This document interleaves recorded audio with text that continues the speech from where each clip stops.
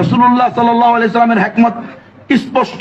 আজকে দেখেন এই দেশেই বয়ান করা হইতেছে, আমি নাম নিচ্ছি না, এই দেশেই বয়ান করা হচ্ছে যে দেখো এত বেশি জজবা দেখাও না, এত জেহাদ করিও না।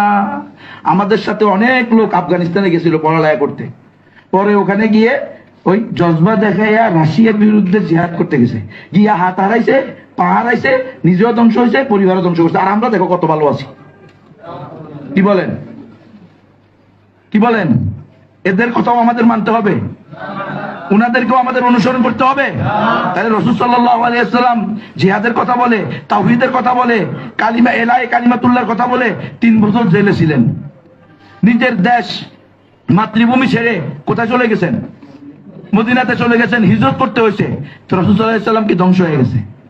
সাহাবায়ে কেরাম জিহাদের ময়দানে হাত হারায় নাই, পা হারায় নাই, রাসূল সাল্লাল্লাহু আলাইহি ওয়াসাল্লাম জেল খাটেন নাই, সাহাবায়ে কেরাম খাটেন নাই, আবু হানিফা, ইবনে তাইমিয়া সবাইকে জেল খাটেন নাই, আহমদ ইবনে হাম্বল জেল খাটাই যদি কি হইতো, জেলে যাওয়াই যদি নাকাম হইতো, তাহলে তো সবার আগে রাসূলকে নাকাম বলতে হবে। নাউযুবিল্লাহি মিন যালিক। আল্লাহ আমাদেরকে বুঝার তৌফিক দান করুন। রাসূলুল্লাহ সাল্লাল্লাহু আলাইহি সাল্লামের হিকমত স্পষ্ট। রসুলকে আল্লাহ দায়িত্ব দিয়েছেন দাওয়াত পৌঁছান, রসুল দাওয়াত পৌঁছাইছে। গোপনে যখন রসুল দিয়েছেন, আল্লাহ বলছে না ওয়া আনদির আশিরাতাকাল আকরাবিন, শুধু গোপনে দিলে হবে না, তোমার নিকটতম আত্মীয়দেরকেও তোমাকে দাওয়াত দিতে হবে। নিকটতম আত্মীয় কারা? এরা আবু জাহাল, আবু লাহাব, উতবা, সাইবা, ওই জামানার সবচেয়ে বড়, হ্যাঁ বড় বড় আকাবির, সবচেয়ে বড় বড় শয়তান এগুলা। ওই সময়ের আকাবির মানে বড় বুঝে দিছি, ওই সময়ের বড়। ওই সময় আবু জাহাল, আবু লাহাব, উতবা, সাইবা এরা বড় ছিল না? এরা সব হলো সাইয়্যিদুশ শায়াতিন, বড় বড় শয়তান এক একটা।